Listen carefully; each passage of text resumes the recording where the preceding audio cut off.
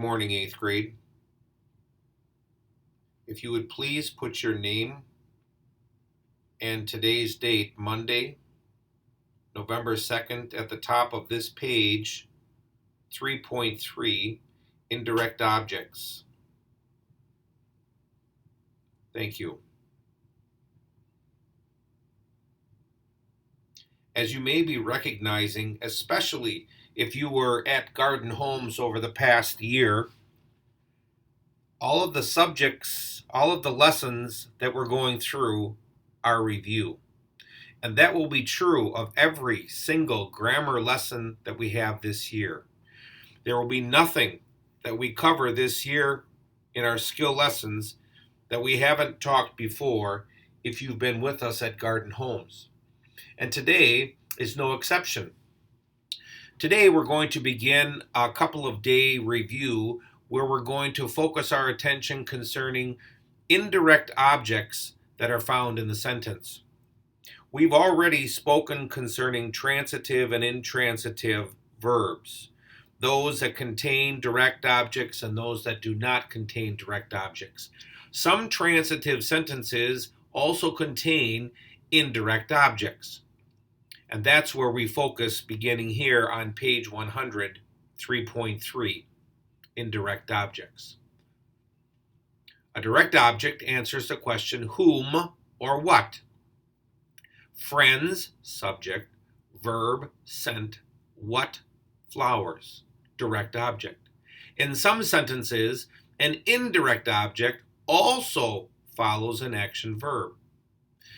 It'll be stated several times, both today and tomorrow, that you cannot have an indirect object unless there is a direct object.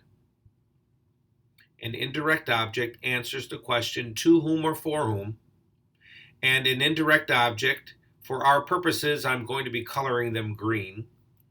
An indirect object always comes in between, it's sandwiched in between the verb and the direct object.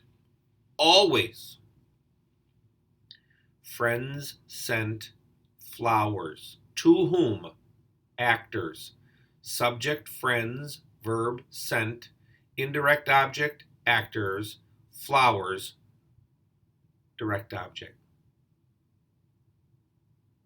A sentence may have compound subjects, verbs, direct and indirect objects. And in the next couple of examples, we see that. Ms. Ortiz gave the cast and the orchestra her thanks. Subject, Ms. Ortiz, verb, gave, compound, indirect objects, cast, orchestra, direct object, thanks. Again, an indirect object appears only in a sentence that has a direct object. Two clues can help you recognize. First, an indirect object always comes between the verb and the direct object. Second, you can put the word to or for before, in front of an indirect object and change its position, and it will make sense. For example, Ms. Ortiz gave thanks to the cast and the orchestra. If I would put it at the end of the sentence and put a preposition before it, it would make sense. Again, I don't have an indirect object in my sentence unless there's a direct object. And it always needs to follow the order. Subject, verb, indirect, direct. Friends sent director flowers. Friends, subject, verb, sent, indirect object, director, flowers, direct object. Friends send flowers, subject, verb, direct object. There is no indirect object. we notice that it's been changed to a prepositional phrase. Friends send flowers to the director. Friends sent the director. Notice these words in the prepositional phrase have been changed from this to this. Now, you're not being asked to do that. We just want to take note that this is a prepositional phrase, but if it's rewritten in a different form like this would be an indirect object, and this is the direct object. Again, that is always going to be the case. Okay, you can't separate a prepositional phrase and pull it out and call it an indirect object. Okay, let's turn to the next page. Again, for convenience, I have color-coded the words that we want to identify today. If you have colored pencils, crayons, or highlighters available, you can feel free to use a color scheme to highlight these sentence parts. Otherwise, use S, V, I, O, D, O, and parentheses for the prepositional phrases. Notice the pattern. Notice the green. In all of these sentences, it comes in between the verb and the direct object. Nowhere is the green ever found at the end of the sentence. It's about pattern.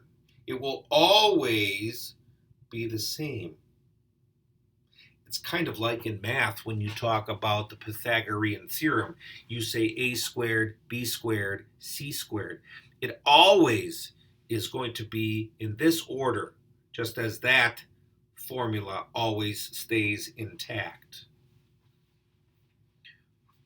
Driver, subject, again, color or highlight, gave, verb, passengers, indirect, transfers, direct.